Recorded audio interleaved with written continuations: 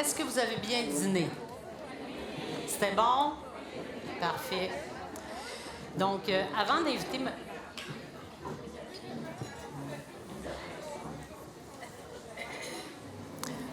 On va débuter notre après-midi. Donc, avant d'inviter Mme Bacon à se joindre à moi sur la scène, je voulais juste vous aviser qu'il va y avoir un petit changement au niveau des conférences. M. Philippe Voyer va faire la première conférence, puis en deuxième lieu, on va avoir la conférence sur comment intégrer la technologie au profit des aînés. C'est juste un petit changement qu'on a fait là, pour...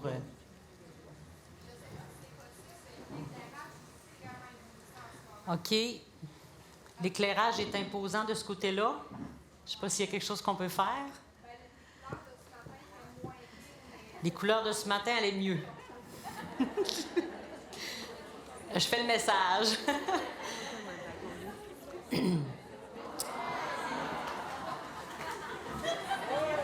Mais moi, je vous vois plus, là. OK, c'est pas grave. Vous me voyez, c'est ça l'important, ça a l'air. OK, donc je vais demander à Mme Bacon de venir se joindre à nous pour un petit mot.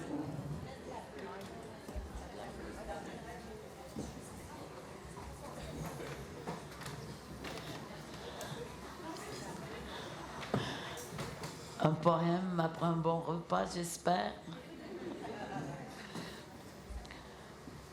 Otegatawat, joy not, hibo, joy tomaten. Kaihatawat, sihawat, joy the hagaigan, joy tomaten. Espastakamagat, joy the moho, joy tomaten. Angeliot, joy not, was wachwan, joy tomaten. Waho, joawita, notemet, joawita matin. Tu parles d'étoiles, je te parle de rivières. Tu parles d'astres, je te parle de lacs. Tu parles de l'infini, je te parle de la toundra. Tu parles d'anges, je te parle d'aurore boréale. Tu parles des cieux. Je te parle de la terre. Maintenant. Merci beaucoup, Mme Bacon.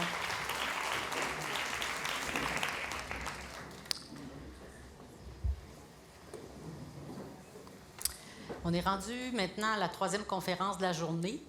Nous allons poursuivre avec M. Philippe Voyer, professeur titulaire et responsable de la formation continue à la Faculté des sciences infirmières de l'Université Laval. Dans le cadre de ses fonctions, il s'implique dans l'enseignement et la formation continue, la recherche et la pratique clinique.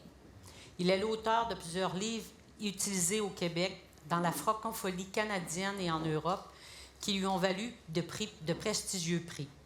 M. Voyer voit à l'élaboration de la prestation des cours touchant les soins infirmiers aux aînés et la pratique infirmière avancée dans les soins gériatriques. Il a aussi été impliqué dans plusieurs recherches portant sur le vieillissement, incluant la création de l'outil Radar pour détecter les signes du délirium, qui est utilisé dans plusieurs pays et disponible en 7 langues. Accueillons chaleureusement M. Philippe Voyer.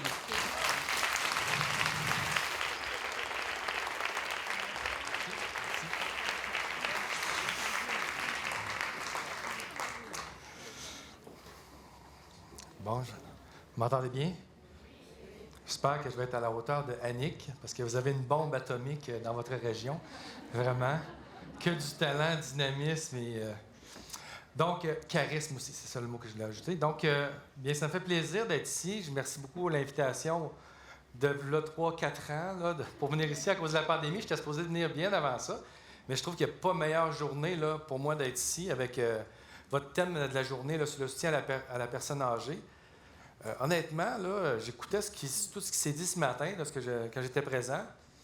Je pense que je vais consolider des informations, mais vous savez pas mal d'affaires.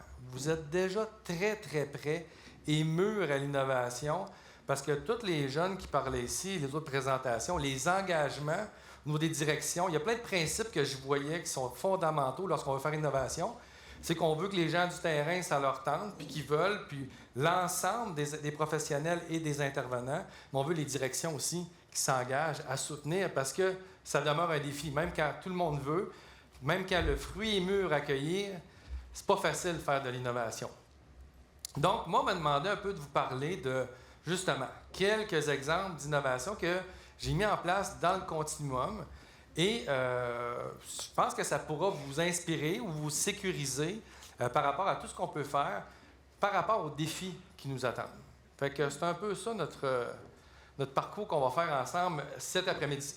Vous allez voir quand même que on m'a demandé de parler de beaucoup de choses. Fait que je ne sais pas si vous êtes bien attaché après votre chaise, là, parce que ça va être assez en rafale. Je vais vous donner beaucoup d'éléments d'information. C'est pour moi, ça? Ben oui. Merci beaucoup. Non, j'aurais pu boire là-dedans. OK. Donc, on peut y aller avec le PowerPoint peut-être pour commencer. Est-ce que moi, je ne le vois pas en arrière de moi? Il faut qu'il apparaisse là. Il est là, mais il n'est pas là. C'est normal? Messieurs? Je venais de dire qu'ils étaient des vrais professionnels, qui avaient un setup incroyable. Le temps, mon PowerPoint est là, les petites tablettes. Oui, mais vous regardez tout là?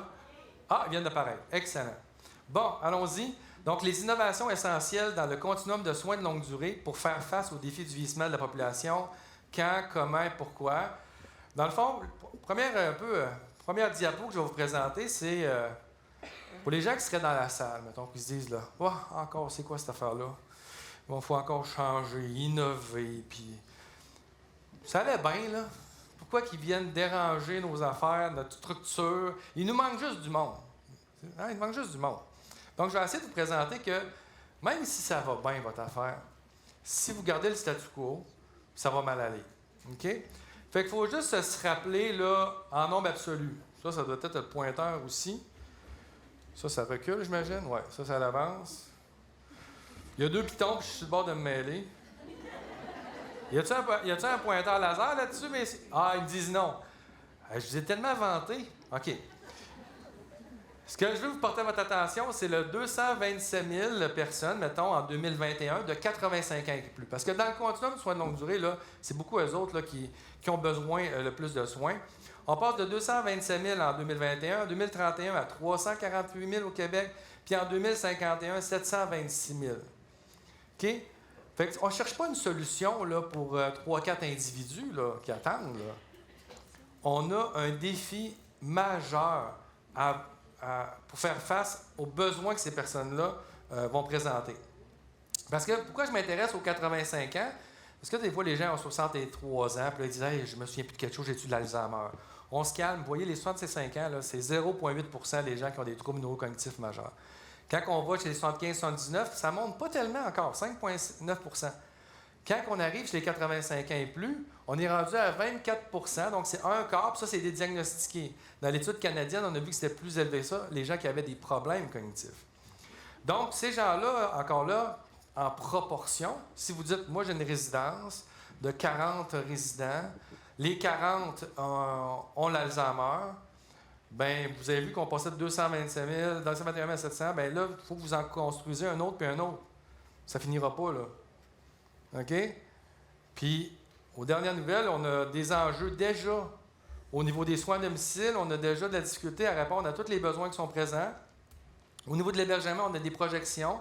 Il faut créer environ 3 000 places par année juste pour suivre les courbes populationnelles. Donc, c'est impossible d'être dans l'inertie. C'est impossible de ne pas devoir bouger. OK? Maintenant, il faut faire les bons choix stratégiques. Puis cette demande de soins-là s'inscrit dans le pire moment. Les baby boomers, ils ont eu du fun, eux autres. Là, hein? Ils ont créé la révolution tranquille, là, puis les cégeps, puis là, ils sont toute une belle gang, là, ça se promène, là, c'est en Floride. Là, hein? Ils sont presque 1 million qui s'en vont quasiment en Floride, puis bon. Mais là, ils vieillissent, puis ils sont plus sur le marché du travail. Puis là, en 2017, on a 4 personnes actives pour un retraité, puis on va tomber à 1,8 en 2036, pas en 2050. 2036, 1,8 personnes actives pour un retraité au Québec. Alors, des jeunes, comme vous avez vu tantôt, c'est la scène que vous êtes bien chanceux, prenez-les en photo. Parce que les 1,8, il faut les inviter à venir dans le secteur d'hébergement, dans le soin de longue durée, etc., à travers tous les autres secteurs qui font tout aussi pour séduire les jeunes à venir travailler pour eux. Donc, il faut vraiment que nous aussi, on se transforme au niveau des conditions d'exercice, puis l'attractivité, puis d'avoir du fun au travail.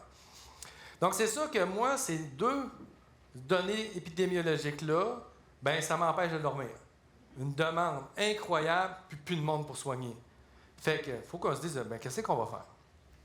Donc, première solution, c'est sûr qu'on va essayer de garder le monde le plus longtemps possible à domicile. OK? Puis, il y a des petits gains qu'on peut faire. Nous, on se rend compte au Québec que les gens vont beaucoup plus rapidement, tôt dans la maladie, dans les milieux d'hébergement, que dans les autres provinces canadiennes, que dans d'autres pays comme la France, comme la Belgique, comme la Suisse. Mais une solution toute simple qu'on a au Québec, puis qui est bien appuyée sur le plan scientifique, c'est les centres de jour. Les centres de jour, là, ça aide sur le plan de l'autonomie, ça aide sur le plan de la gestion des troubles de comportement, ça aide au niveau de la stimulation cognitive, la préservation de l'autonomie chez les gens. Ça donne du répit au prochain aidant. On aide 2 personnes avec un service pas très coûteux, ça nous prend un local, un éducateur, etc., une équipe de soins qui peut être accessible en cas de besoin. Puis, ça, il faudra en créer beaucoup plus et pas limiter le nombre de places parce que ces gens-là, si on ne fait pas ce genre d'exercice-là aussi qui brise la solitude et l'isolement, qui sont aussi un facteur d'admission en hébergement, bien, il faut construire des maisons des aînés. Puis moi, j'adore les maisons des aînés, mais vous avez sûrement remarqué que ça coûte assez cher. Fait que faut encore là trouver quelque chose qui va répondre aux besoins des gens, mais sur le plan économiquement, là, on a une certaine faisabilité. Mais ce que je dis là, tu sais, dans le fond, j'essaie juste d'importer des idées d'ailleurs. En France, en Suisse, sont très avancés par rapport à ces centres de jour-là. Les centres de jour, de soir, de nuit, répit courte durée, longue durée. Il y a un dynamisme au niveau des structures qui permet vraiment de faciliter ça. Puis il y a des gens qui vont se rendre beaucoup plus loin dans la maladie à leur domicile, puis qui n'auront jamais besoin d'une place en hébergement parce qu'ils vont décéder tout simplement d'une autre maladie organique. Okay? Donc ça, c'est une première solution pour moi qui est comme tellement facile, accessible, puis qui est sous-utilisée au Québec, puis qu'on est limitatif. On a souvent juste le jour qui est offert, puis on va leur dire « Ah, vous pouvez juste venir une fois par semaine parce qu'il y a une liste d'attente en plus. » Donc, on se tire dans le pied parce qu'à un moment donné, on a une demande en hébergement. Deuxième solution, bien, il y a toute la gestion des maladies chroniques. Dans ma vision à moi que l'aîné souffre vraiment de solitude, il n'y a pas de réseau social, il pourrait aller dans une RPA, des choses comme ça. Mais sinon, s'il est bien, puis il est entouré, mais il y a des maladies chroniques qui demandent un certain suivi, je pense que là, la technologie doit nous aider, puis on doit l'utiliser. Un territoire comme le vôtre, là, vous ne pouvez pas faire l'économie d'une telle solution. Une personne qui est insuffisante cardiaque, par exemple, elle, là, ce qu'elle veut, elle dit, moi, je veux être chez moi, j'ai toute ma tête, fait que je veux rester le plus longtemps possible dans mon environnement. Je veux obtenir une surveillance clinique, par exemple. Tu sais, je voudrais pas... Oui, j'ai mes auto-soins qu'on m'enseigne, mais je voudrais pas me détériorer au point d'être hospitalisé. Puis il y en a qui acceptent des symptômes très sévères parce qu'ils veulent éviter d'être hospitalisés. Puis ils ne nous le disent pas. Puis là, finalement, ils sont hospitalisés. L'infirmière vient planifier sa visite à domicile. Ah, il est hospitalisé. OK? Parce qu'il s'est rendu trop loin. Donc, ça, c'est le besoin de l'usager. Il dit, moi, j'aimerais ça avoir des soins, une surveillance. Les pratiques actuelles, c'est qu'on va faire des suivis, on va aller les voir. On a des données scientifiques qui nous montrent les effets bénéfiques de cette surveillance clinique-là. Mais entre les visites, qu'est-ce qui se passe? Ça, on leur dit, s'il y a quelque chose qui ne va pas bien, téléphonez-nous. Appelez-nous. Est-ce qu'ils vous appellent tout le temps? La réponse est non, malheureusement. Fait que là, dans le fond, ce qui arrive, c'est qu'il y a des gens qui se détériorent, sont hospitalisés. Mais il y a d'autres choses aussi qui se passent. Il y a des gens qui font tout à la lettre. Leurs auto-soins, ils prennent leurs médicaments, puis ça va bien leur affaire. Fait que là, mais vous avez dit, moi, ce monsieur-là, je vais aller le voir. Je le vois une fois par mois. Fait que là, vous l'appelez, ou si vous avez une commis, elle l'appelle, puis elle dit, votre infirmière va vous visiter demain, à 10h. Parfait. Vous arrivez là, puis comment ça? Ah, ça va bien, c'est incroyable. OK? Le cœur, tout va bien. Regardez tous mes signes vitaux là, que j'ai pris avec mon appareil. Finalement, ce n'était pas une visite requise. Parce que tous les signes sont ouverts. Fait que je suis parti avec cette logique-là pour travailler avec différentes compagnies technologiques pour les conseiller à dire, on pense que vous pouvez nous aider un petit peu, mais il faut que ça soit adapté à la pratique clinique. Parce que, vous savez, les études nous le disent, là, qu'est-ce qui se passe 7 jours avant une hospitalisation chez un insuffisant cardiaque, 24 heures avant. On a toutes les informations, mais on ne les capte pas dans la vraie vie. Et c'est ça qu'on doit capter. Alors, comment améliorer l'accès aux soins à domicile, par exemple, pour les gens qui ont une maladie chronique, puis jamais compromettre la sécurité? Vous savez, moi, j'enseigne à l'université les maladies chroniques, l'examen clinique. Puis là, on dit, bien, ça, c'est les questions que tu dois poser à un insuffisant cardiaque pour reconnaître s'il y a des symptômes suggestifs que son état se détériore. Puis, on fait un examen physique et tout ça. Puis là, on a pris la technologie. Les assistants vocaux, vous savez, les Siri sur vos téléphones là, ou les Google Home, là, ça parle, ça? Bon, on travaille avec Amazon.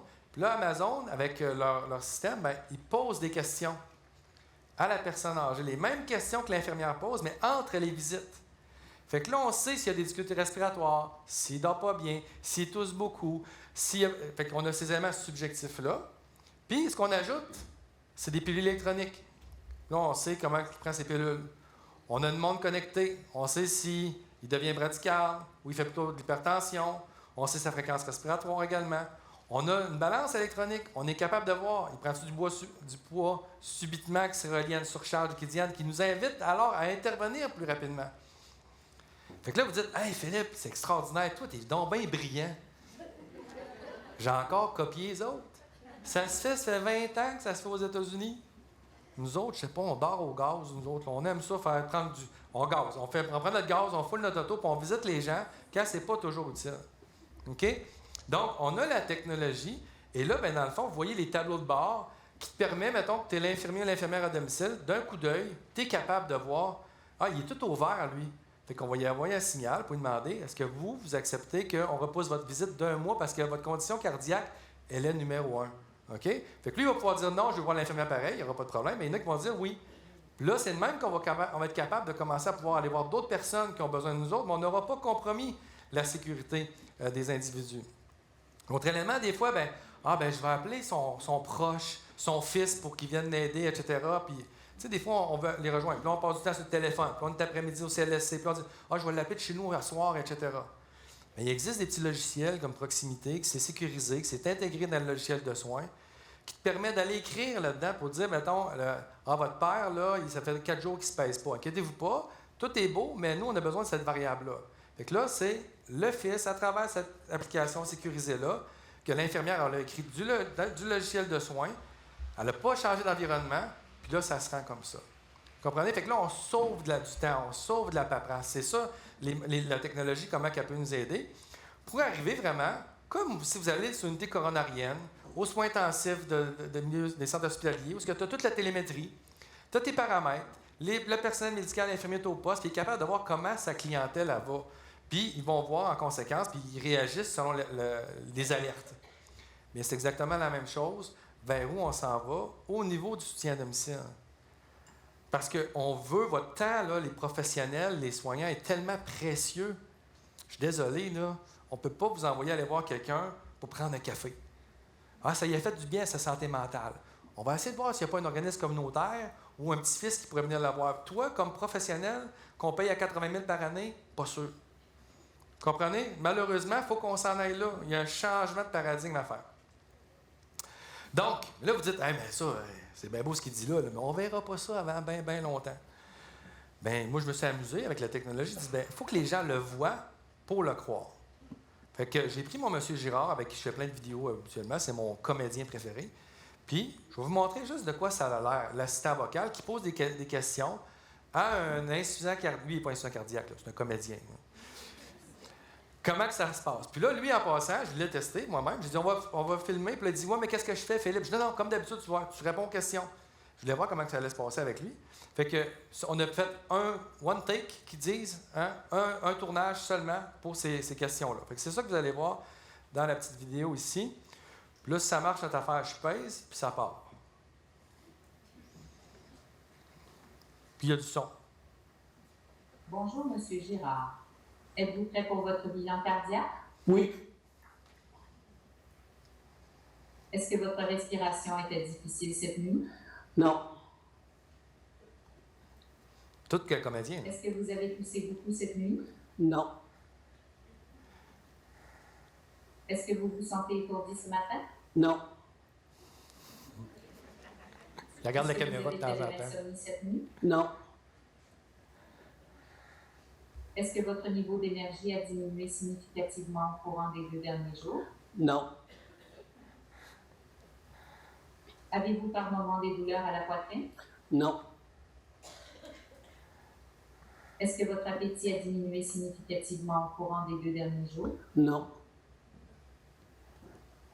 Est-ce que vous avez noté des changements au niveau de l'élimination urinaire au courant des 2 derniers jours? Non. Est-ce que vous avez noté des changements au niveau de l'élimination intestinale au courant des 2 derniers jours? Non. Est-ce que votre santé cardiaque vous inquiète davantage depuis 2 jours? Non.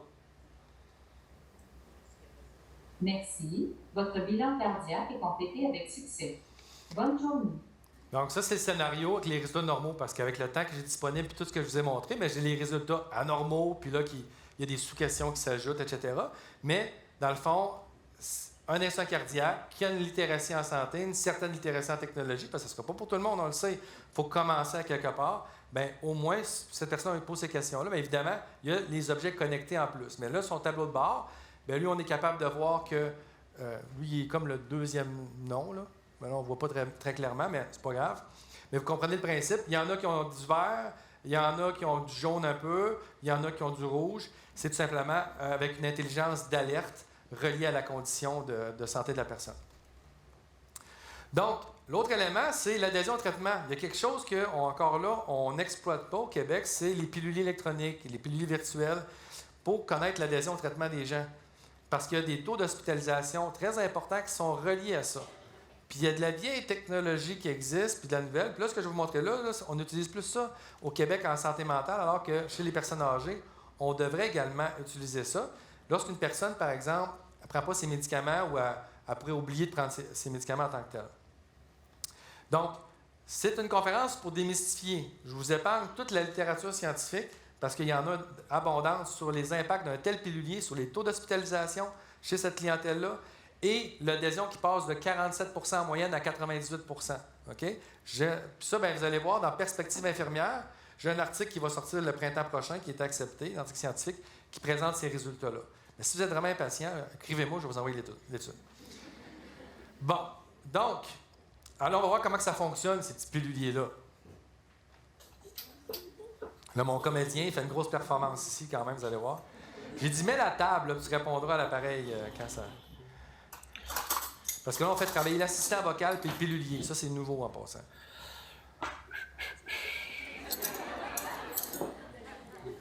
Bonjour, Monsieur Girard. On remarque que vous n'avez pas pris vos médicaments du dîner. Pourriez-vous aller les prendre, s'il vous plaît? Oui.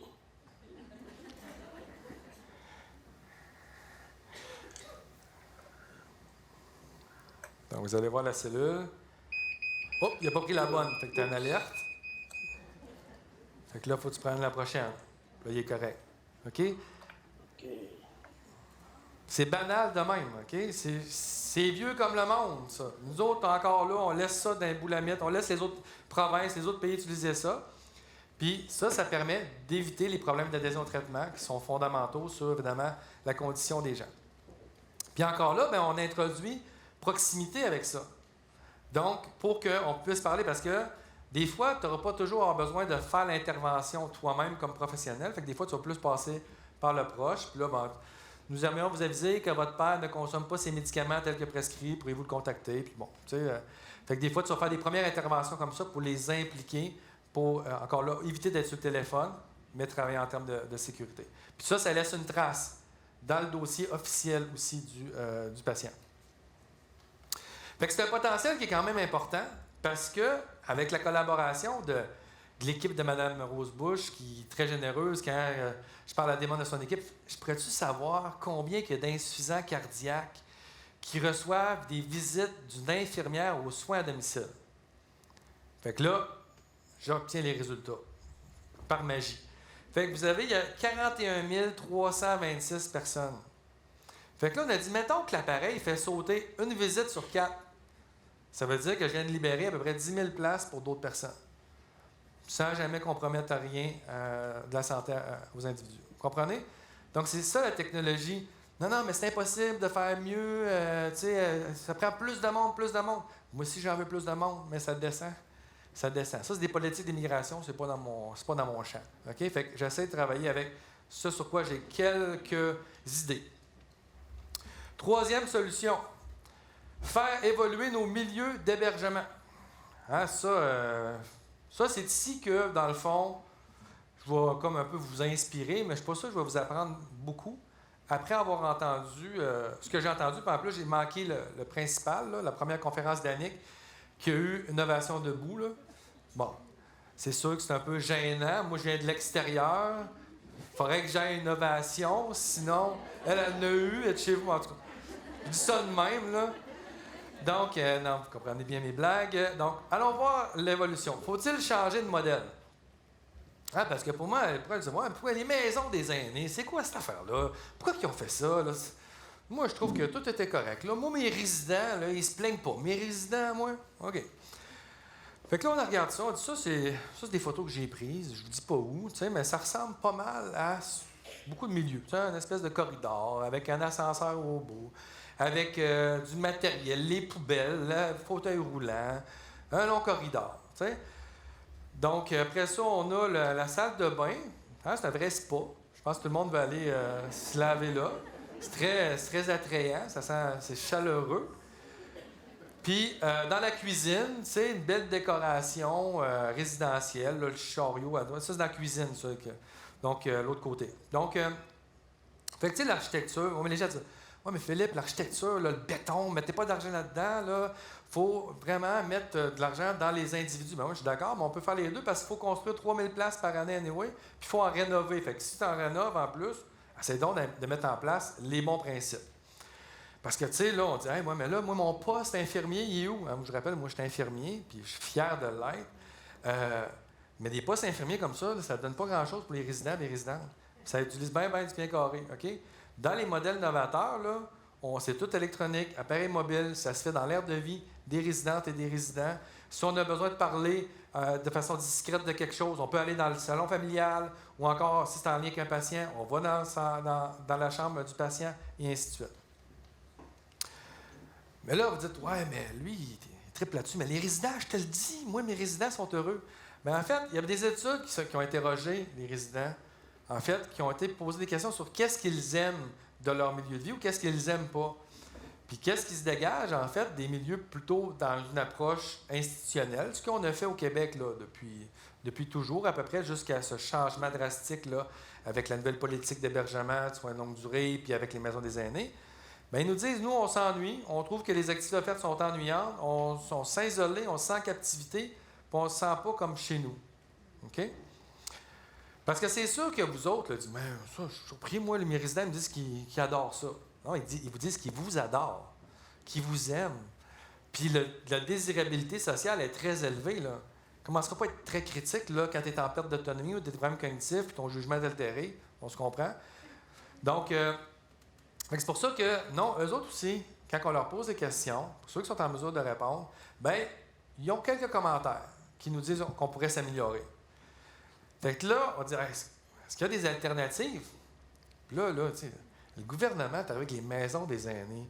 Ils ont sorti ça de leur chapeau, eux autres. C'est quoi cette affaire-là? Ça n'a pas de bon sens. T'as encore de l'improvisation sur une petite napkin? Pas tout à fait. Encore là, moi, j'ai essayé d'influencer le gouvernement. Ben, j'ai copié ailleurs. OK? Moi, ma mère disait, il ne faut pas copier dans la vie. Jusqu'à date, moi, je copie puis ça m'aide. OK, donc, en fait, il y a plusieurs pays. Moi, c'est ma passion. Je ne sais pas pourquoi. Je suis tombé dans la potion magique. Depuis 1993, je suis dans les soins de longue durée, dans l'hébergement. Fait que quand je vais en congrès, ou quand je vais dans un autre pays, moi, j'essaie de visiter des centres d'innovation au niveau de l'hébergement de la clientèle Alzheimer. Fait que vous voyez, entre autres, la ferme Alzheimer aux Pays-Bas, que je suis allé voir. Ça, c'est un monsieur qui a créé un centre. Là, j'arrivais au Québec. On venait d'enlever les poules dans un centre parce que la PCI disait non, tout le monde va mourir de zoonose. Donc, j'arrive là-bas. Lui, il y a une fermette. C'est incroyable. Là. Je veux dire, c'est une animalerie complète. Puis là, je dis, t'en as eu combien de morts là, que je cherche les statistiques? Là? Il n'y en avait pas eu de morts encore. Comprenez? Donc, après ça, des centres d'Alzheimer en Suisse, en Italie. J'étais allé en Autriche. Voir en Autriche, là, des portes barrées, ça n'existe pas. Ça n'existe pas, les portes barrées. C'est un centre communautaire, il y a de l'hébergement Alzheimer, il y a une garderie, il y a un centre de jour, il y a le gymnase de l'école primaire, du village qui est là. Tu as un restaurant, tout dans le même building, puis les portes ne sont pas barrées. Là, je dis là, qu'est-ce qui se passe? Ils ont tous des GPS dans les semelles ou dans les colliers. OK? Donc, les résidents, ils se promènent n'importe où. Puis, tu as de la géolocalisation. Puis, quand il sort de son périmètre, ben, tu as une alerte. Fait que là, à un moment donné, il me raconte une petite anecdote. Je dis, ouais, mais tu vois une petite anecdote. J'aime toujours ça, les anecdotes, les faire sortir de leur cadre de présentation. Il dit, ouais, à un moment donné, on s'est dit, ouais, M. Côté, c'est rendu qu'il court à 75 km/h, lui. C'est qu'est-ce qui se passe? Il est embarqué dans le bus. Oui, fait qu'il a pris la bus, fait que, bon, fait qu'ils l'ont retrouvé quand même, là, mais non sans crainte. Donc, la Norvège, les États-Unis avec tout le modèle des greenhouses, et les villages d'Alzheimer comme le premier, évidemment, aux Pays-Bas. Donc, en réalité, de l'innovation, là, il y en a dans tous les pays, ils ont des secteurs d'innovation, OK? Ce qui est particulier, même les Pays-Bas, là, ils ont des fondations, des choses qui font leur innovation, mais des maisons des aînés qui se forment de maisonnées, comme le greenhouse urbain américain, plus d'une quarantaine en même temps, puis qui soient publics, ça, c'est unique au monde. Ça, le monde ne savent pas, là. C'est unique au monde d'avoir pris le bon modèle sous forme de maisonnée, appuyé scientifiquement. Oui, parce que je m'en allais là. Vous dites, ouais, mais là, c'est bien beau tout ça, c'est de la poudre aux yeux. Les résidents, ils s'en foutent de tout ça, Philippe. Ils s'en foutent de tout ça. Ah ouais? Parce que nous, on a des études. On en a maintenant. Là. C'est facile d'innover. Quand ils ont fait le premier village Alzheimer, en 2010 à peu près, 2008 à peu près, eux autres, ils innovaient. Eux autres, ils prenaient des risques, ils étaient tout seuls. Ils commençaient. Moi, aujourd'hui, vous dire ça, facile. J'ai des études, puis on a maintenant des expériences québécoises qui l'ont démontré. Puis on sait que ça fait du bien pour la santé, l'autonomie, santé cognitive, santé mentale, les activités occupationnelles, les loisirs, problèmes comportementaux. Les bénéfices sont là, ils sont démontrés. Et les préférences pour les familles et les préférences pour les employés aussi. 93, pas 100%, 93% des gens, mettons qu'il y en a qui vont aller dans une maison des aînés puis qui ont déjà été plus dans un CHSLD sous forme d'un corridor, bien 93% qui sont rendus dans la maison des aînés, mettons, on va dire, je ne retournerai pas dans un autre milieu. Il y a 7% que oui, fait qu'ils y retourneront, parce qu'il va y avoir encore des corridors, des places. Sachez aussi que l'INES a fait un rapport sur cette question-là, un beau rapport en français qui présente justement ces caractéristiques-là. Fait que vous ne me croyez pas, vous avez la documentation officielle par des chercheurs indépendants qui ont fait un beau rapport à ce niveau-là. Fait que les modèles novateurs marquants, parce que je vous ai passé ça un petit peu en rafale tantôt, bien, quel genre de modèle? Moi, la fermette, là, le monsieur, là, lui, j'ai adoré ça. Il dit, parce que, tu sais, les gens pensent, moi, aux Pays-Bas, ils n'ont pas la régie du bâtiment, ils n'ont souvent pas la prévention, le contrôle des infections comme nous autres. Oh, ils ont tout ça. Il me racontait comment il avait dû se débattre pour arriver là, à ça. Là. Au départ, toutes les institutions l'interdisaient, voulaient le faire fermer, voulaient que son projet n'avance pas.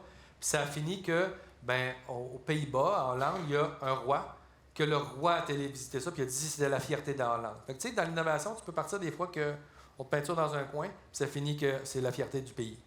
Donc, la fermette d'Alzheimer, lui, son principe, c'est si on peut le faire à la maison, on peut le faire ici.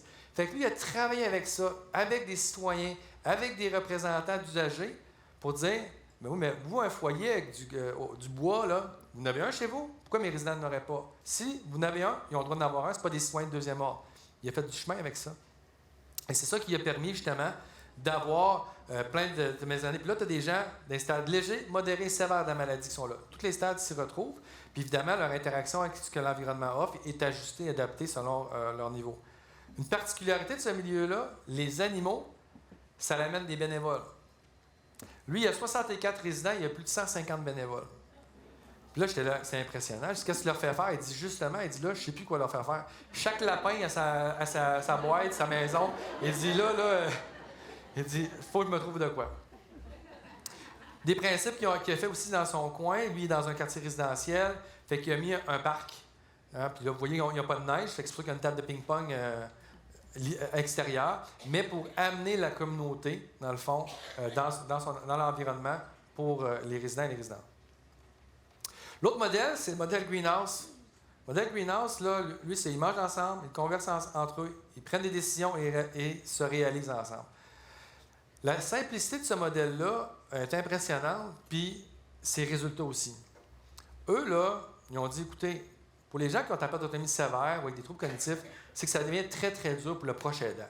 On ne peut pas demander à tous les proches aidants de garder les gens à domicile. Il va toujours avoir des gens qui vont avoir besoin d'hébergement parce que c'est trop lourd. Eux, ils ont dit, mais eux, là, ils peuvent vivre chez eux. Vous savez, il y en a déjà en ce moment plus de 15 000 personnes âgées qui ont des isosmap de 10 et plus, qui vivent à leur domicile. Ils sont aidés un peu par le réseau, mais c'est sa conjointe de 82 ans qui lave ou c'est le conjoint, puis il se débrouille, là. Mais lui, ce qui vient briser un peu, c'est le modèle, parce que les gens disent « Ah, moi, ça me prend un bureau de médecin, ça me prend une salle de réadaptation d'ergo, ça me prend des cuisines de même, ça me prend 3 postes infirmiers, ça me prend 56 affaires. » Parce que hey, c'est tellement lourd. Puis là, tu arrives là, c'est résidentiel. Puis ils donnent les soins là-dedans. Puis tu as des professionnels qui viennent, etc. Là, mais c'est juste que nous, on prend la place de l'aidant. Continuez votre vie. On est là pour vous aider. Vous venez quand vous voulez. Il n'y a pas de question comme « Hey, j'aimerais ça demain venir chercher ma mère pour l'amener à la messe ou pour aller au restaurant. Est-ce que c'est... » Non, vous n'avez pas de permission à me demander. Moi, je travaille ici, mais on est chez votre mère. Vous n'avez pas à vous annoncer. C'est complètement viré en l'envers, là. OK? Donc, ça, c'est quand je visitais. Vous voyez un monsieur qui dort sur le coin du divan. L'autre, il est devant la TV. Puis j'en avais un autre qui aidait à faire à manger. Moi, j'en avais des frissons. Le gars me regardait et dit « Il est bizarre, vraiment, ce gars-là. Il trippe à voir ça. » Oui, parce que pour moi, c'était ça, le fait que tu as différents niveaux d'autonomie, ils sont dans le même environnement, ils vivent leur quotidien, il y a de la place pour les autres. Coucher sur le divan, on s'en fout. Puis c'est la vie, finalement. OK? Donc, fait que ça, c'est un autre greenhouse que je suis allé visiter, c'est la même chose. Tu sais, les gens circulent. Le principe, c'est toujours d'avoir les zones salle à manger, salon, cuisine, air ouverte, puis que les gens sont capables, finalement, de reconnaître l'espace. Est-ce que c'est possible de faire ça au Québec? Est-ce possible seulement dans les nouveaux bâtiments? Hein? On pourrait se poser cette question-là. Bien, quand même, pour vous enlever de penser qu'on peut juste faire ça dans les nouvelles MDA. Pas tout à fait. J'ai eu le privilège de mener un projet de recherche au niveau des CHSLD, qui était la transformation de 2 CHSLD classiques en CHSLD Alzheimer, dans lequel on n'a pas fait d'ajout de personnel. On a donné de la formation, on a donné des orientations sur les valeurs qu'on privilégie, sur la manière de gérer le risque, comment on intègre les proches dans nos processus décisionnels. Moi, je leur ai fait 87 recommandations d'amélioration par rapport à atteindre ces objectifs-là. L'équipe, après ça, a mis ça en place. Puis là, on a fait des petites affaires de rien, là. Coûtait rien. On allait acheter ça sur Kijiji, là. On a fait une corde en neige à un bout de corridor. On a enlevé des choses qui avaient l'air de des barrières. Donc, on a mis une petite pouponnière ici et là. Puis là, maintenant, on a vu comme les résidentes et les résidents, ça commence à se lever. Ça commence à jaser entre eux autres. Ça commence à prendre des poupées. Puis là, tu sais, on a vu, là, les gens, là, ils commencent à voir là, que ça se passait, là. On a fait un établi. Okay, parce que là, on était encouragé par la direction générale à prendre des risques. Des risques calculés avec l'appui des proches. C'est fondamental d'avoir... Nous, on avait un comité dans lequel on avait des proches qui étaient là-dedans. Donc, on a fait une évaluation au temps zéro, une évaluation 12 mois plus tard, puis une évaluation 18 mois plus tard. Moi, mon intervention que j'ai faite avec eux a duré à peu près 3-4 mois. OK? Fait qu'on a évalué là, jusqu'à 18 mois à la fin, parce que les gens pourraient dire « Ah, mais tu sais, Philippe est impliqué là, c'est sûr, ça a fini par marcher, puis il devait insister. » Non, je n'étais plus là. Au moins pendant 6 mois encore après l'autre 18 mois. Qu'est-ce qui s'est passé? Le nombre de médicaments ont diminué, le nombre de mécanismes de contrôle ont diminué, la mobilité, on a des personnes âgées en perte d'autonomie, en centre d'hébergement, avec des troubles neurocognitifs majeurs, donc neurodégénératifs, ils ont vieilli d'1 an et demi, puis sont plus mobiles. OK? Puis on n'a pas ajouté de personnel. Mais c'est ça dit, j'aimerais qu'il y ait plus de personnel. On s'entend là-dessus? Qualité de vie des résidents augmentée, plus de partenariats aussi, soins et famille, support et connaissance. Puis on a fait après ça, on va dire, on a peut-être été chanceux, on va le faire dans un autre milieu, et on a eu les mêmes résultats qui ont été répliqués. Donc, ça se joue beaucoup au niveau, pas du bâtiment, mais de nos valeurs. Et là, il y aura de la magie qui va se passer. Maestro, on va changer d'écran. Checkez bien ça. Parfait. Là, vous allez prendre vos téléphones. On dit jamais ça comme prof d'université. Prenez vos téléphones. Mais là, on va faire ça. Et là, vous allez aller sur le site que vous voyez en haut. C'est écrit menti.com.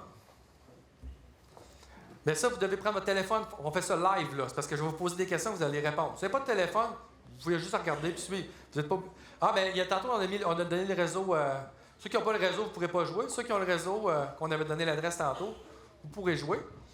Vous allez voir un peu comment ça fonctionne. Fait que vous devez aller sur menti.com, ceux qui sont capables de se rendre là.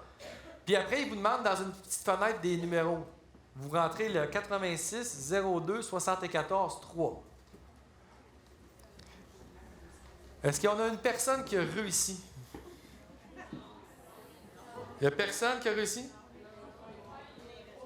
Fait que le Wi-Fi est sauté. Est-ce qu'il y a un technicien qui a réussi par hasard? Est-ce qu'il essaye? Il y en a quelqu'un qui essaye, mais sinon, c'est pas grave, je vais juste le faire et ils ne voteront pas. On ne connaîtra pas leur opinion. Ah, vous avez réussi, madame? Bon, on va suivre vos votes. Tout le monde sait que c'est cette dame. OK. En fait, parce que souvent, quand on veut faire des projets d'innovation comme ça, puis changer les paradigmes, puis la façon de fonctionner, il y a des gens qui se pensent les représentants des patients. « Ah non, non, ça, les familles ne voudront jamais. » T'as un peu, t'es sondé, où ton sondage scientifique, toi? OK? Puis là, ah non, ça, je l'ai déjà essayé, ça n'arrivera pas. Fait qu'à un moment donné, on décide de faire une enquête. Encore là, on a la chance, c'était financé par le ministère. Donc, là, je vous montre juste, OK, là, on va avancer la diapo. Donc, on présentait des mises en situation. Il y avait des citoyens qui étaient choisis aléatoirement. Il y avait des gestionnaires du réseau de la santé aussi. Il y avait des proches aidants d'une personne qui avait l'Alzheimer. Puis là, on leur disait, une personne atteinte de l'Alzheimer souffre de problèmes hépatiques et doit limiter sa consommation de vin. Cette personne aimerait boire du vin, même si cela pourrait nuire à la santé de son foie. Allons à la prochaine question. On va savoir si madame est alcoolique. Donc, si c'était vous, quelle serait votre préférence? Parce que je ne sais pas si vous avez remarqué, nous, dans beaucoup de milieux au Québec, quand les gens arrivent en hébergement puis quand ils ont l'Alzheimer, l'alcool, c'est comme ça disparaît. Plus personne n'aime ça. Allez dans les EHPAD en France, allez en Belgique, allez en France. Les résidents Alzheimer, ça boit du vin au dîner et au souper. OK? Donc là, normalement, vous aviez répondu. Fait que là, il y a 36 réponses. Ah, c'est excellent. Fait que là, vous pouvez peser sur H, mon cher monsieur. Puis, vous voyez, je voudrais qu'on m'autorise à boire du vin. OK? Fait que c'est un peu souvent ce que j'explique, c'est que nos gestionnaires, des fois, ou nos cliniciens, ou les gens qui travaillent là, voudraient faire quelque chose, mais ils se sentent bloqués. Avec la politique d'hébergement et de soins de longue durée, avec l'engagement des directions, bien là, on a l'appui pour respecter ça quand la personne sait son objectif, puis c'est un consentement qui est éclairé. Fait qu'on va aller à la prochaine diapo. Ça, vous voyez ici, dans le fond, à des citoyens en général, 50% disaient liberté. Ça voulait dire je veux du vin. 49% disaient j'en veux pas. Chez les gestionnaires et les professionnels de la santé, 92% disaient je veux de l'alcool. Chez les proches aidants, 65% disaient je veux de l'alcool. OK? Donc, dans nos analyses multivariées, ce qu'on s'est rendu compte, c'est que plus tu avais visité plus de 5 centres d'hébergement dans ta vie, ou tu connaissais quelqu'un qui avait l'Alzheimer, plus tu étais favorable à de la liberté. Fait qu'on y va avec la prochaine diapo. On retrouve dans certains milieux d'hébergement des animaux en raison de l'effet positif de ceux-ci sur le bien-être de certains résidents. Même si les animaux sont sélectionnés, les risques de blessures et d'allergies sont possibles. D'autres milieux d'hébergement ont fait le choix de ne pas avoir d'animaux. On va au vote, à la prochaine diapo. Si c'était vous, là, est-ce que vous aimeriez ça, avoir des animaux dans votre milieu de vie? OK? Fait que c'est temps de voter. Parce que ça, comme je vous dis, encore tout récemment, on a bloqué, mais là, il semble y avoir un mouvement plus favorable, heureusement, par rapport à ça. Ah, bien là, on est rendu à 61 connexions, ça va très bien notre affaire. On regarde le vote. Fait que 94% voudraient pouvoir avoir un animal en tant que tel. OK? Donc, ça veut dire qu'on a beaucoup de gens dans le réseau qui disent non, vous ne pouvez pas apporter votre animal, mais qui aimeraient ça eux autres. Les résidents aimeraient ça, la famille aimerait ça. Fait que là, c'est qui nous empêche? OK? Fait que ça prend le boss qui nous dise oui, c'est correct. On avance. Les citoyens, 82% disaient je veux les animaux. Les professionnels de la santé, 93%, puis les proches aidants, 94%. On va à la prochaine question.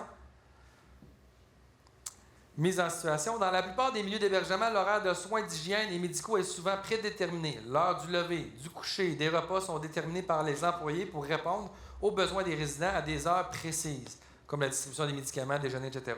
Toutefois, certains milieux d'hébergement n'utilisent plus cette manière de faire. Ils laissent les résidents décider à quelle heure ils souhaitent se lever, se coucher et manger comme à la maison. On avance. Si c'était vous, quelle serait votre préférence? Je voudrais un horaire assez strict, car il est essentiel de prendre ces médicaments toujours à la même heure, ou je ne voudrais pas un horaire rigide, je voudrais qu'on respecte mes habitudes. Puis vous savez, un des avantages de la maison des aînés, c'est que c'est des maisons de 12. C'est pas une unité de 36. C'est plus facile de faire ça aussi. Donc, l'environnement peut nous aider à atteindre ces objectifs-là. Fait qu'on va aller au vote. 99%. C'est qui le 1%? OK, on y va, on avance. Donc, la liberté, 63%, 96% pour les professionnels, 77% pour les proches aidants. On avance. Mise en situation, dans certains milieux d'hébergement, les résidents n'ont pas accès à la cour extérieure clôturée sans l'accompagnement d'un employé ou d'un membre de leur famille. La porte est verrouillée en tout temps. D'autres milieux d'hébergement possèdent une cour extérieure clôturée, déverrouillée, où les résidents peuvent prendre l'air sans être accompagnés. Ces milieux possèdent bien souvent dans leur cour extérieure des animaux, comme des poules et des objets décoratifs qui rappellent la nature. On avance. Vous, si c'était vous, quelle serait votre préférence? Je ne voudrais pas accéder seul à la cour extérieure clôturée. Avec les animaux et les divers objets, le risque de se blesser est trop élevé. Ou sinon, vous dites non, moi, ma liberté, ma satisfaction personnelle est prioritaire, puis je veux pouvoir aller dehors, seul. OK, on va aller voir les réponses. 100%. Fait que vous êtes mieux à prendre des risques, de toute évidence. On peut avancer. Je pense que j'ai peut-être fini. La cour extérieure, 71%. Tout le monde est pas mal d'accord là-dessus. On peut avancer. Dernière petite question. Globalement, quelle est votre préférence? Si vous êtes face à une situation... Allez vite, mon technicien, il m'a recaché ça. Si vous êtes face à une situation un peu plus ambiguë, qu'est-ce que, mettons que vous avez l'Alzheimer et vous avez un proche qui vous représente, vous voulez qu'il penche plus sur quoi selon une situation plus embêtante? Vers la sécurité ou vers la liberté, qualité de vie? Fait que là, vous répondez. Parfait. Là, on va aller voir les votes. Donc, c'est plutôt rose. Mais dans la vraie vie, quand tu parles avec les proches, ils ne veulent pas prendre ce risque-là.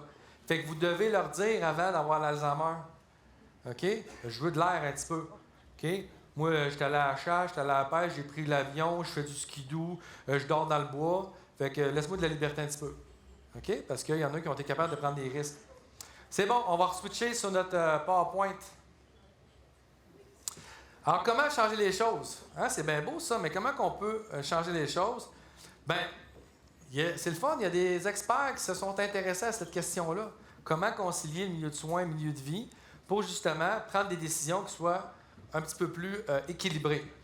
Je peux vous épargner quand même si c'est un très, très bon document, je peux vous épargner quand même beaucoup de lectures en vous disant que des messages clés, là, c'est la gestion du risque qui se fait en décision partagée.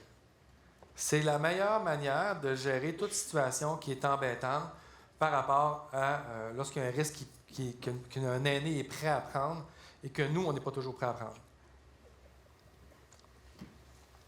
Ensuite de ça, pour réussir, donc, premièrement, vous avez vu, ça se passe au niveau de la philosophie, puis on ne peut pas dire « OK, demain, tout le monde des animaux, tout le monde dehors, sans... » Non, ça demeure un choix individuel, mais nous, on doit être en mesure de l'appuyer puis d'avoir une structure qui est capable d'accueillir ces demandes-là qui sont inhabituelles pour pouvoir que la personne, finalement, vive sa liberté puis la vie comme il veut ou elle veut, parce que c'est ça qui va contribuer à sa qualité de vie. Tu sais, des fois, on se gratte la tête, qu'est-ce que je peux faire pour sa qualité de vie?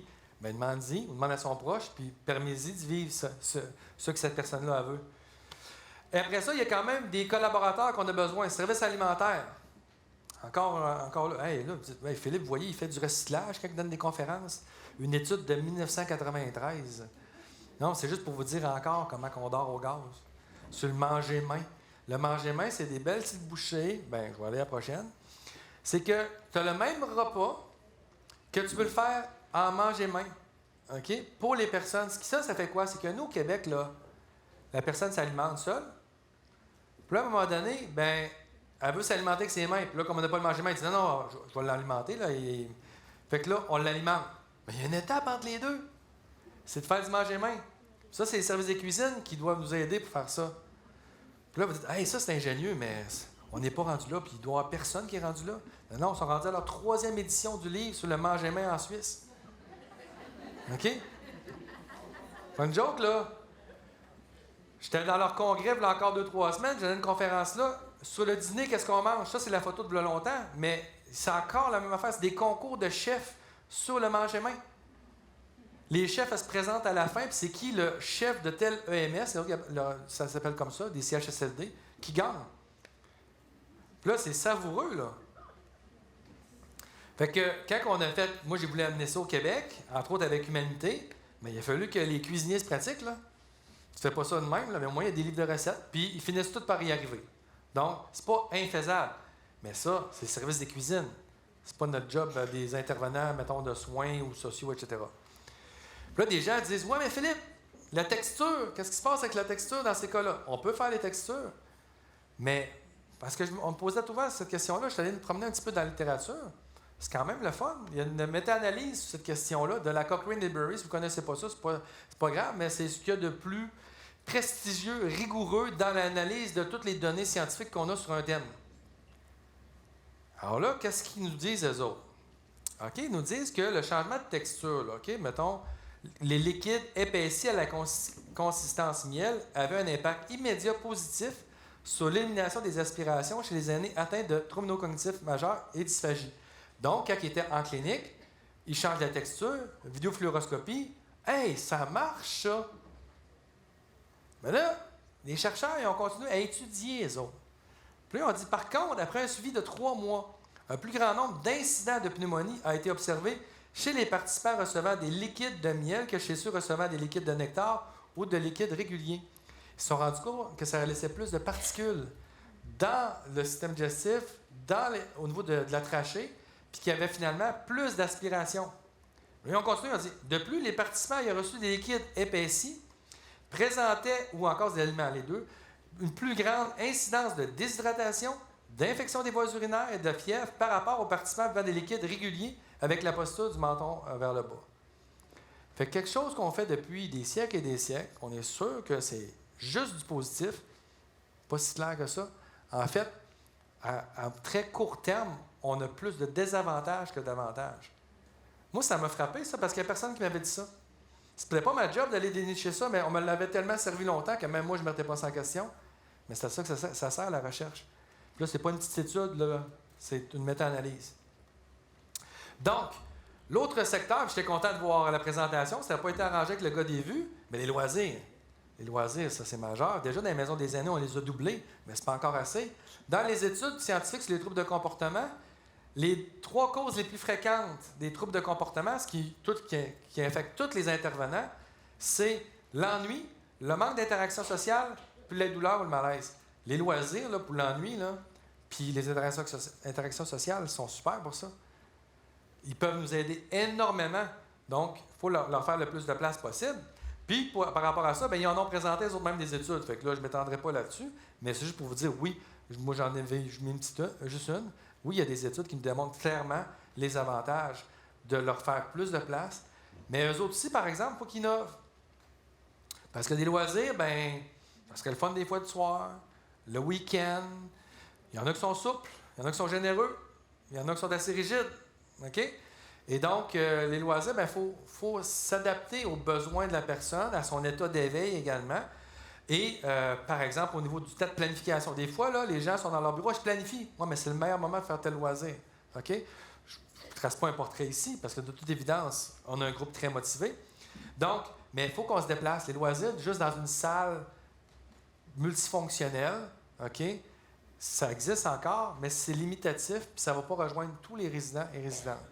Fait que les loisirs, là, il faut vraiment qu'ils innovent dans leur capacité à répéter des mêmes interventions à des horaires. Tu sais, parce que quand tu as un loisir qui prend 45 minutes de préparation puis 1 heure à mettre la salle, tu es mieux d'en faire plusieurs de 45 minutes dans différentes maisonnées parce que les gens qui ont la maladie d'Alzheimer puis qui ont une perte d'autonomie importante, leur capacité attentionnelle, de toute façon, n'est pas longue. Fait que quand ils auront fait une demi-heure, 45 minutes, ils sont bien contents. Après, c'est comme, va-t'en, je suis heureux. OK? Donc, lui va aller dans une autre maisonnée. Donc, il faut qu'on bouge également de cette nature-là. Donc, les stratégies occupationnelles aussi sont importantes. Les éducateurs spécialisés sont importants pour ça. Encore là, travailler avec les préposés dans nos maisonnées pour favoriser on demande à la personne de nous aider. Moi, j'ai vu des gens, que ce soit une ressource intermédiaire, par exemple, monsieur vient pour se lever. « Ah, levez-vous pas, monsieur, qu'est-ce que vous voulez, le café? »« Je m'en occupe de votre café. » Elle va lui faire son café. Elle est sûre qu'elle a fait un service VIP, là. Elle vient de perdre une opportunité de laisser la personne son autonomie, sa dignité, de la mobilité, de la psychomotricité, de la valorisation. Tout ça est disparu. Reste là, je te sers. Puis après ça, l'autre élément. À un moment donné, j'étais dans un milieu, puis là, je félicite justement les gens de loisirs pour certaines activités qu'ils ont fait. Puis là, on se creuse la tête là, pour trouver d'autres choses. Là, vraiment, soit le jeudi ou le vendredi, telle activité. Je dis, ouais, mais là, ta gang qui danse avec la musique, là, puis le petit groupe de bénévoles, là, c'est un hit incroyable, ça. Ouais, mais je ne suis pas pour les faire venir 2 fois par semaine. Pourquoi? Ils ont l'Alzheimer. Eux autres, là, ils ne feront pas comme, ah, merde, encore de la musique. Pantoute, ils chantent. Hey, moi, là, cette place-là, c'est la humanité, là, ça chante, là. L'arbé dans ses feuilles, Marie dans Marie. OK, puis là, moi, il y a une madame que je vois, là, en train de danser, puis chanter, puis elle a du fun, puis sa fille est là, tu sais, puis je la rencontre dans sa maisonnée peut-être 1h30 plus tard. Là, je vais la voir, puis là, je dis, hey, madame, côté, c'était-tu le fun avec la musique après-midi, puis votre fille était là? Vous vous trompez de madame côté. C'est pas moi. Là, j'étais là, c'est cruel, par exemple. Parce que faut pas travailler avec eux pour dire, hey, je veux de la reconnaissance, puis là, vous allez me dire merci, là. Non, oubliez ça, là. OK? La reconnaissance, elle vient des pairs, elle vient de nos patrons, parce que les clients, bien, leur jugement est atteint. Des rénovations. Fait que c'est sûr qu'il y a des nouveaux bâtiments, puis il y a des rénovations qu'on doit faire aussi dans nos milieux. Hein? Parce que, bon, c'est vétus. Est-ce qu'on peut changer, profiter pour faire un peu d'esthétique, changer les choses? Moi, j'ai eu une belle expérience avec les gens de la Maison de l'Étincelle, dans laquelle il y avait une unité, qui était une unité de réadaptation. OK? Puis avec un changement de la mission avec le CIUS, il fallait qu'ils redonnent une nouvelle vocation. Fait qu'ils m'ont dit, hey Philippe, pourrais-tu nous aider? On aimerait ça transformer cette unité-là en unité Alzheimer. Fait que là, vous voyez, c'était dans un building comme ça, puis c'était une unité qui ressemble à ça. OK? Fait que c'est vraiment comme assez classique, là. Fait que là, tu dis, bon, mais on peut-tu faire de quoi de pas pire avec ça? Fait que là, moi, j'ai pris certains principes pour l'orientation spatiale, pour la stimulation, pour les repérages, pour favoriser les déplacements avec des salles thématiques autoportantes et tout ça. Puis, on est arrivé avec, on dit, bon, là, leur chambre, ça devient leur maison, puis le corridor devient une rue, tout simplement. Puis, on a camouflé les portes qu'on ne voulait pas qu'ils voient. Toutes les portes qu'on ne veut pas leur dire, non, monsieur Côté, vous ne pouvez pas aller là. Ça, vous devez les camoufler, ces portes-là. Si vous dites tout le temps ça, il faut la camoufler. OK? Donc, nous, c'est ce qu'on a fait. Parce que ce qu'on veut, c'est qu'il ne voit pas où est-ce qu'on ne veut pas qu'il aille, puis on veut qu'il voit, puis qu'il soit attiré vers où on veut qu'il aille. C'est un principe simple.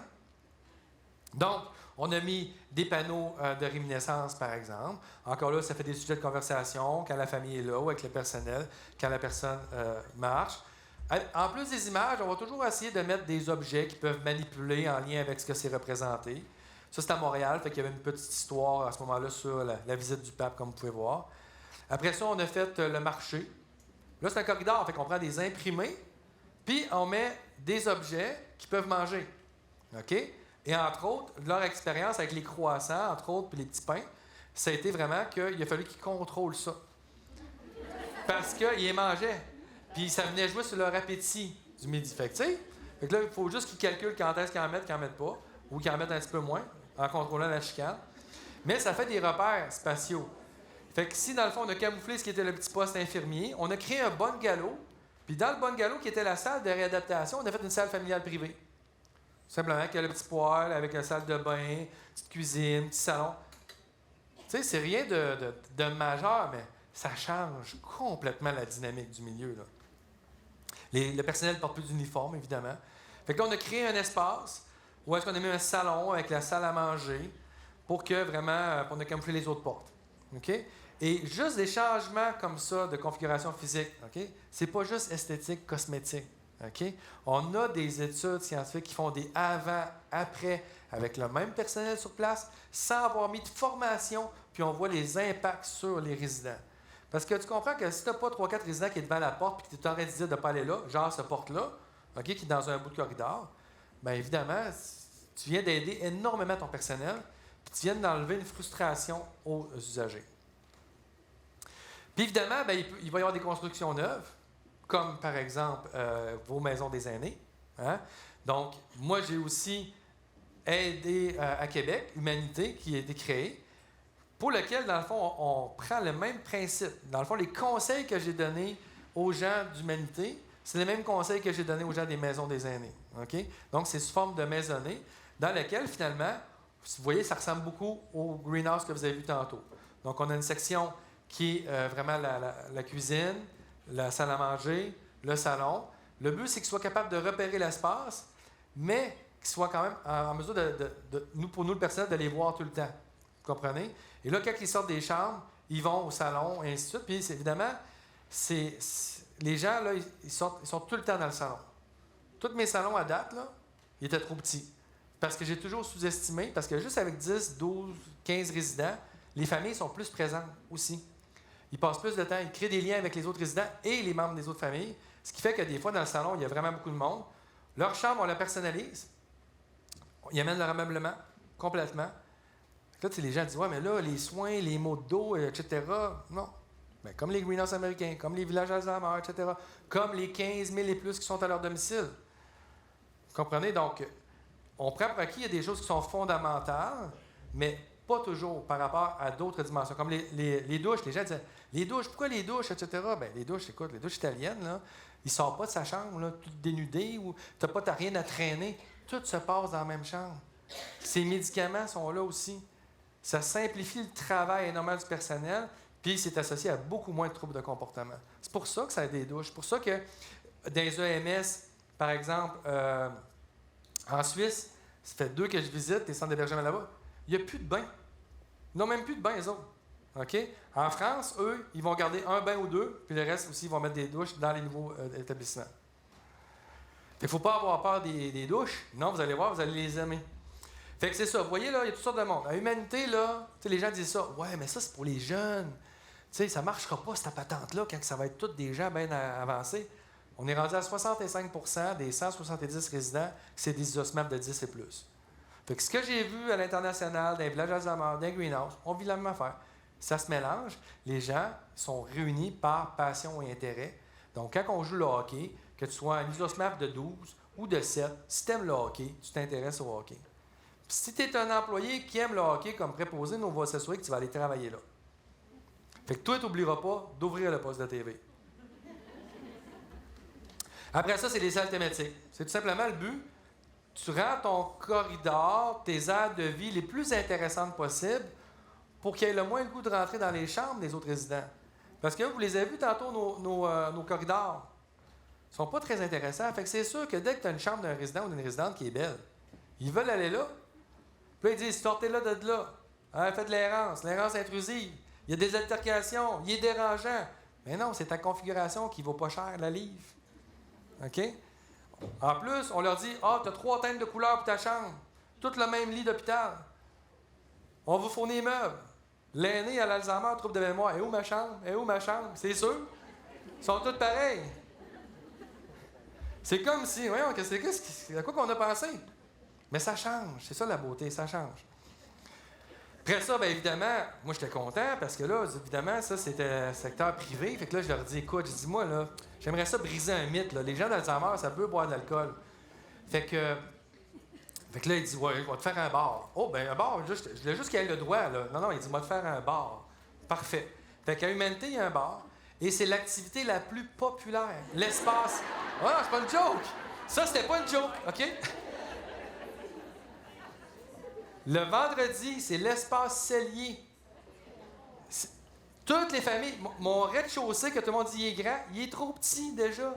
Je vous le dis, là, c'est vraiment plein. Donc, il y a des espaces celliers qu'on fait dans les maisonnées maintenant, parce que là, on a un trouble d'espace. Il va falloir agrandir le rez-de-chaussée avec l'Humanité 2, parce que c'est trop populaire, l'espace cellier. Puis évidemment, quand tu mets des espaces pour les enfants, ben c'est facilitant aussi, encore là, pour faire des regroupements, garderies, puis faire des ententes comme ça. Puis, ben, une cour extérieure Alzheimer, ben ce que ça te prend encore là des aires thématiques pour les attirer, pour qu'ils passent du temps. Fait que vous avez la fermette qui est là avec des chèvres, OK, avec des poules, évidemment. Il y a une partie aussi de jardinage. Voyez-vous, dans le fond, ça, c'est un camp de pêche, un vrai camp de pêche du propriétaire qui l'a amené là. On a un bassin avec des poissons. Et oui, ils peuvent les pêcher. Ils font 2 fois par année qu'ils vont pêcher parce qu'ils amènent des poissons qu'ils peuvent manger. OK? Donc, quand tu arrives avec une philosophie d'ouverture, bien, il t'arrive plein de choses que tu ne t'attendais pas. À un moment donné, moi, la directrice générale, elle vient me voir, elle dit, Philippe, elle dit, il y a un monsieur, là, il veut venir mettre des ruches d'abeilles. Il a vu nos annonces. Venez vous réaliser chez nous. Venez vivre vos rêves. Lui, il veut amener des ruches. Je dis, ouais. Je dis, là, moi, en plus de 20 ans, j'ai jamais vu ça, des ruches. Mais j'ai dit, regarde, on va le rencontrer. Fait qu'on l'a rencontré. Bon, premièrement, j'ai appris que des abeilles puis des guêpes, c'est vraiment pas pareil. Fait que là, il nous a éduqués là-dessus. Fait qu'on a dit, on va faire un pré-test d'1 mois, puis on va voir. Fait que depuis 3 ans, on a nos ruches d'abeilles. Il y a le miel humanité. Puis c'est un bénévole qui gère tout ça. Puis lui, on a mis des conditions. Quand tu viens, par exemple, il faut que tu avises des résidents et résidentes. C'est pas tous les résidents et résidentes qui triplent là-dessus. Là. C'est une couple qui viennent. Il y a du personnel qui vient voir. Ceux qui n'ont pas de bulle, c'est du personnel. OK? Fait que tout se mélange comme ça. Donc, il faut faire évoluer aussi nos milieux cliniques en ce qui a trait à la technologie. OK? Donc, moi, quand je travaille, là, je donne des conseils à plusieurs compagnies. OK? Les compagnies qui font des meubles, pour qu'ils soient des meubles adaptés à l'Alzheimer, à des compagnies technologiques. Fait que je suis conseiller. Quand je donne des conseils, ils me payent, je vous l'avoue. Mais je ne suis pas actionnaire. OK? Puis je n'ai pas de royauté, rien. OK? Fait que, mais vous allez voir, c'est quoi un peu que je fais avec eux. Parce que, tu sais, il y a Steve qui est là, ça en est un que je conseille. Tu sais, je ne sais pas s'il va le dire, mais tu sais, il y avait besoin d'aide, ces gens-là. Là. C'était pas des cliniciens, là. C'était pas des gens des soins, là. Ils n'étaient pas sur le terrain en tant que tel, là. Puis nos besoins profonds pour que ça facilite l'interconnectivité, mais pour lui faire plaisir, c'était le meilleur. Fait que c'est pour ça que je me suis associé avec lui pour le conseiller, parce que je ne peux quand même pas m'associer avec ben du monde non plus. Donc, fait que quand je donne des conseils, par exemple, pour la technologie, je me dis, est-ce que ça soutient une approche personnalisée? Est-ce que ça respecte les compétences des professionnels? Est-ce que ça optimise les pratiques cliniques? Est-ce que ça augmente la sécurité? Et est-ce que ça assure une utilisation efficiente du temps des professionnels de la santé? Si je n'atteins pas tous ces objectifs-là, je n'appuie pas ce changement technologique-là. OK? Ça, c'est fondamental. Les boss, c'est les familles, les usagers et les intervenants dans le milieu clinique. Je ne veux pas qu'il y ait un programmeur qui vienne dire à l'infirmière, tu devrais faire ci, ça irait mieux. Non. Adapte ton système pour que ça soit intuitif et ça ne se pose pas de questions. Donc, des exemples. Le but, c'est de démystifier un peu. Pour les médicaments, par exemple. Donc, encore là, je sais pas, moi, 2005, 2006, je suis à Penn State University, je visite des milieux là-bas. Puis là, je les vois avec leur scan, là, après la glycémie, Wi-Fi dans le dossier. Là, ça fait longtemps de ça, là. Fait que nous, on est un peu en retard dans les technologies aussi pour l'administration sécuritaire des médicaments. Puis là, pour la fin de la présentation aussi, je vous épargne la littérature scientifique abondante par rapport aux bénéfices de ça. Donc, mais comment la technologie permet-elle de prévenir, par exemple, l'administration du médicament au mauvais moment? Vous allez voir, c'est comme un peu banal. Je me demande pourquoi on a retardé tant que ça. C'est que quand tu scannes la cellule, au lieu de, tu sais, nous autres, on va regarder la cellule ou l'ensacheuse, je ne sais pas comment elle va fonctionner. Puis là, tu regardes des pilules, puis là, tu regardes, puis là, tu te dis, tiens, sais-tu est bonne? C'est-tu le bon? Là, tu fais ça, puis tu le sais. Tu comprends? Puis là, la face du résident apparaît, puis ces pilules apparaissent. Avec le nom, tout. Puis si tu n'as pas pris la bonne cellule pour le bon moment, tu as un alerte. Technologiquement, là, c'est simple comme bonjour. OK? Donc, moi, j'ai dit, on va faire une petite vidéo pour que les gens voient ça a l'air de quoi. Parce que ça existe au Québec, là. Le secteur privé, lui, a adopté ça. Tu sais, quand le privé, là, il adopte quelque chose parce que c'est bon sur le plan économique, sécurité, etc. Fait que nous, dans le public, il ne faut pas qu'on se prive de ces choses-là non plus. Donc, voyons ça.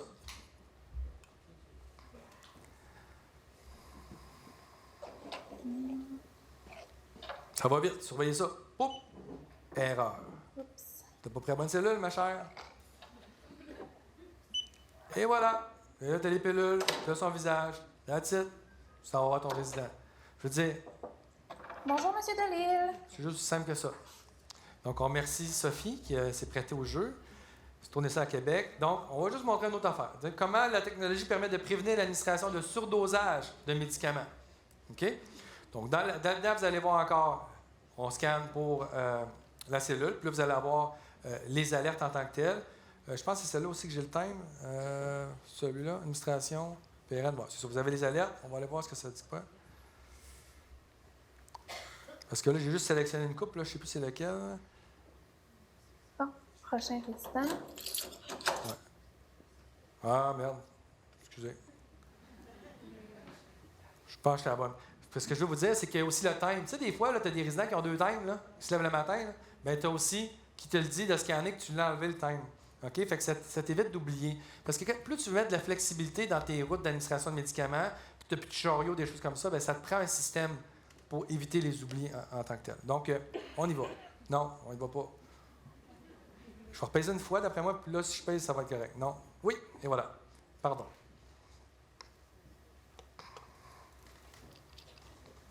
Bon, prochain résident.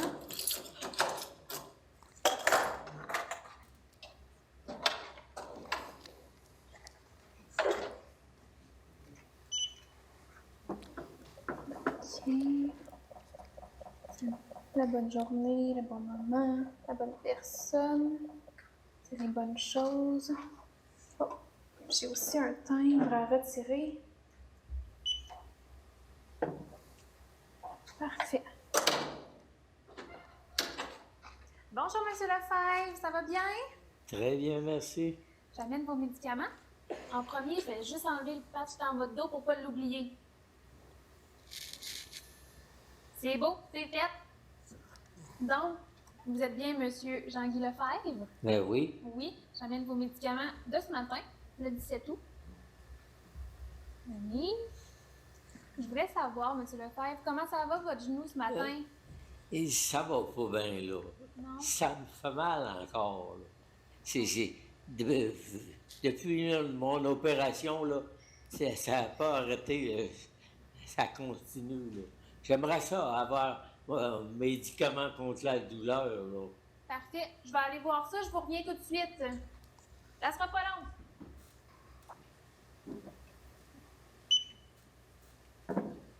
Oh, le ciseau n'est pas respecté entre mes doses. Je vais aller l'aviser que je peux pas lui en donner tout de suite. Donc, ça détecte l'intervalle qui n'était pas respecté. Fait que ça t'évite de donner des surdoses. Malheureusement, qui arrive encore, autant des myоспéries qu'au niveau d'hébergement. En passant, ce monsieur-là, qui est un vrai résident d'unité de soins, il est un ancien comédien de théâtre. Fait que, il était super heureux de faire ça. Donc, comment la technologie, je pourrais vous montrer d'autres choses, mais ce que j'ai fait comme développement, entre autres, avec cette autre compagnie de technologie-là, c'est de faire des rappels de bonne pratique.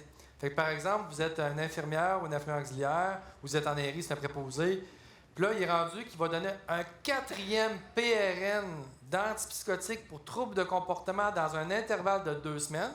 OK? Bien là, à ce moment-là, il y a une alerte qui arrive psychotique. Il faut qu'il pèse là-dessus. Il ne peut pas continuer. Et là, il rappelle l'arbre décisionnel qui est associé au programme de formation qu'on utilise. Fait que là, on fait des renforcements de bonnes pratiques individualisées par rapport à ses propres gestes. Fait que quelqu'un qui dit non, c'est juste les autres, moi, j'en donne pas de PRN. Quand tu as l'alerte, tu fais comme oh, peut-être moi aussi. Okay? Donc, les caméras. Donc, les caméras de détecteurs acoustiques, on va retrouver ça dans les maisons des aînés, entre autres. Mais on commence à en mettre aussi dans les centres d'hébergement. Entre autres, en Mauricie, centre du Québec, on va avoir 40 centres d'hébergement existants dans lesquels on met les caméras, détecteurs acoustiques à cet endroit-là. Donc, ça sert à quoi, ces fameuses caméras-là? Donc, dans le fond, on se comprend, c'est pour les gens qui ont des troubles neurocognitifs majeurs. On ne veut pas mettre des caméras dans les chambres des gens qui n'ont pas de problème cognitif. C'est les gens avec des problèmes cognitifs. L'enjeu qu'on a dans nos milieux d'hébergement, c'est que la nuit, on rentre dans les chambres pour faire le tourner, puis là, parce qu'on dit, bien, on va voir s'il vit encore, s'il respire. Puis, on regarde plutôt subtilement, on essaie de voir si la culotte d'incontinence est mouillée ou pas, ou on la change parce qu'on ne se bat pas avec ça. OK? Donc, c'est un peu ça qui se passe.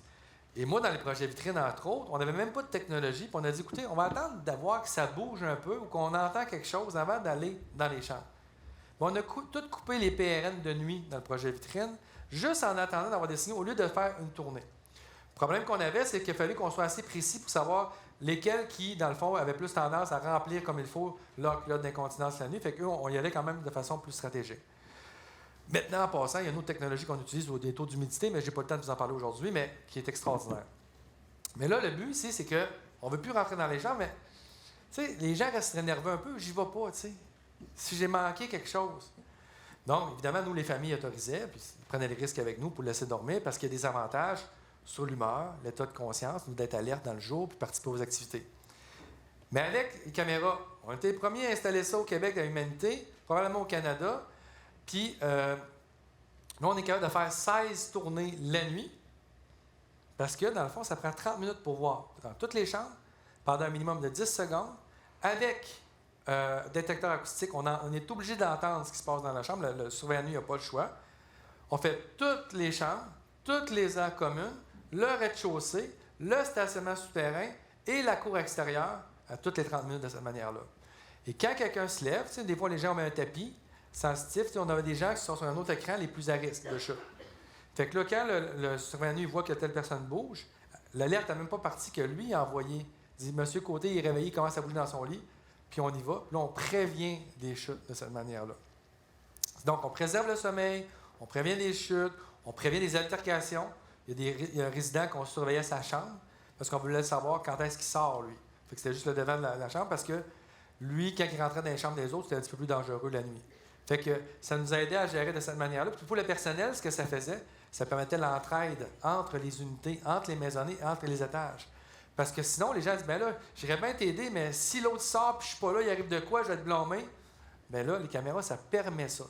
Puis là, ce qu'on fait de plus, c'est qu'avec une autre compagnie qui est Virtuose Technologies et Libre Conseil, on utilise l'intelligence artificielle.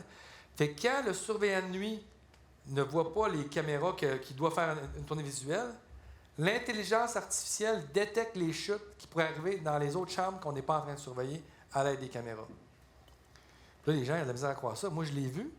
Puis là, ben, malheureusement, je ne peux pas faire vraiment de vidéo avec ça, OK? Parce que je ne ferai pas tomber un aîné comme démonstration. Mais j'ai trouvé une alternative. Un surfeur, un jeune qui donne des cours de surf, que j'ai rencontré, j'ai dit, c'est toi déguisé en personne âgée, avec un masque de caoutchouc, cheveux blancs, t'attends-tu? Ben oui. Fait que là, il va venir à Humanité, puis là, je dis, tu tombes par là, tu tombes par là, tu tombes par là, tu tombes par là. Puis là, on va envoyer les bandes vidéo, puis eux, avec l'intelligence artificielle, je vais pouvoir faire des démonstrations maintenant, puis ça va avoir l'air d'un aîné. Parce que là, on a avec des jeunes. Quand des jeunes, ça fait moins réaliste. Mais les caméras, c'est ça, c'est que ça nous aide énormément en termes d'efficacité, collaboration interprofessionnelle, sécurité au niveau des soins, respect du sommeil. Puis, bien, on voit très clairement comment que ça se passe. Des fois, les gens se disent, ouais, mais les familles, vont-tu vouloir ou pas? À Humanité, il y avait cette préoccupation-là. Mais moi, je disais, écoutez, c'est la FADOC qui demandait ça, c'est les comités d'usagers qui demandaient ça, c'est des familles qui voulaient mettre des caméras dans les chambres. Ils diront pas non. Fait que là, le propriétaire, ils ont dit, on va en mettre juste, on va passer des fils partout, puis on va en mettre juste au premier étage. Et là, ils ont dit, bien, on va demander aux gens, voulez-vous détourner la nuit ou des détecteurs thermiques, infrarouges ou des caméras HD avec vision de nuit? Toutes les familles ont pris ça. Fait qu'après ça, ils ont installé ça partout. Puis il a dit, si une famille veut moins que ça, je vais l'enlever. Parce que vous devez avoir l'option aussi d'activer, désactiver ces choses-là. Puis là, ce qu'on fait, là, j'ai dit, là, moi, je rêve. Des fois, c'est ça que je fais quand j'étais avec l'équipe de Steve. On se rencontre le vendredi matin en Teams avec tous ces programmeurs de 8h à 8h30.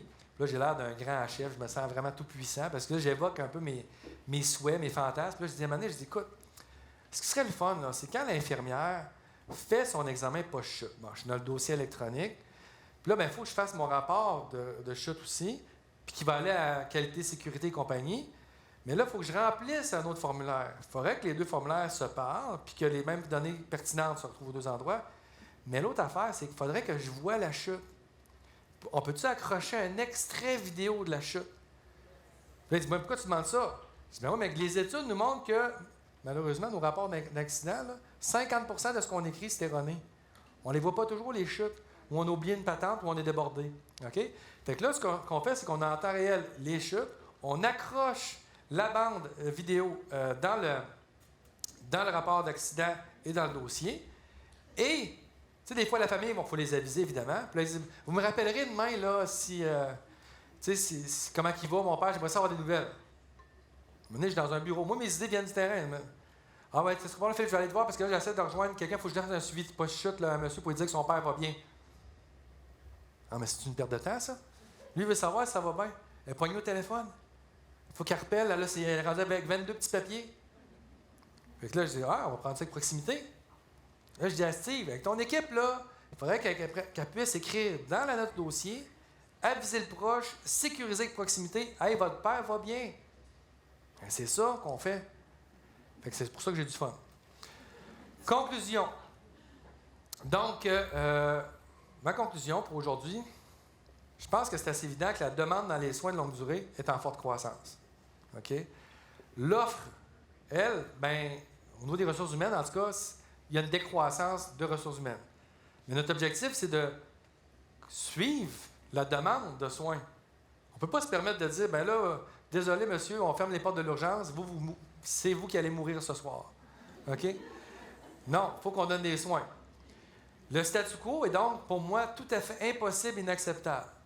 Moi, j'essaie de donner un petit sentiment d'urgence à tout le monde pour qu'on aille le plus rapidement possible, puis qu'on fasse des choix stratégiques, adéquats, puis qu'on mette en place un écosystème qui va nous permettre de faire face à ce défi-là.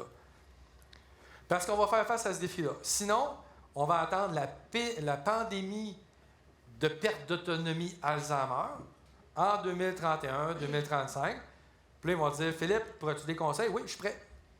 Puis on va le faire en pandémie, puis là, tout va être ouvert. Comme on a vu, hein, un vaccin, tu peux pas faire donner ça, un vaccin par quelqu'un d'autre. Moi, je me suis fait vacciner par une vétérinaire, par une physiothérapeute. Puis ça a bien été. Donc, c'était impossible avant, là, ça prenait un bac, peut-être plus. On ne pouvait pas partager ce genre de tâches-là. Donc, la télésanté, je rêvais à ça depuis longtemps. Oups, une pandémie, tout est rendu autorisé. Là, ça va bien. OK? Fait que c'est ça qui va se passer. Moi, j'aurais le souhait qu'on soit un petit peu plus proactif, puis qu'on innove, puis quand même, on sent que le vent va dans cette direction-là. Donc, avec ce que je vous ai dit, vous avez vu qu'il y a quand même pas juste des innovations architecturales, pas juste des innovations technologiques, mais c'est quand même au niveau philosophique, un peu à nos valeurs, le regard qu'on pose, jusqu'où on est prêt. C'est surtout mental qu'on doit changer là, certaines de notre vision. Et voilà, merci beaucoup de votre attention. Ah oui. Non. Oh my God. C'était une blague.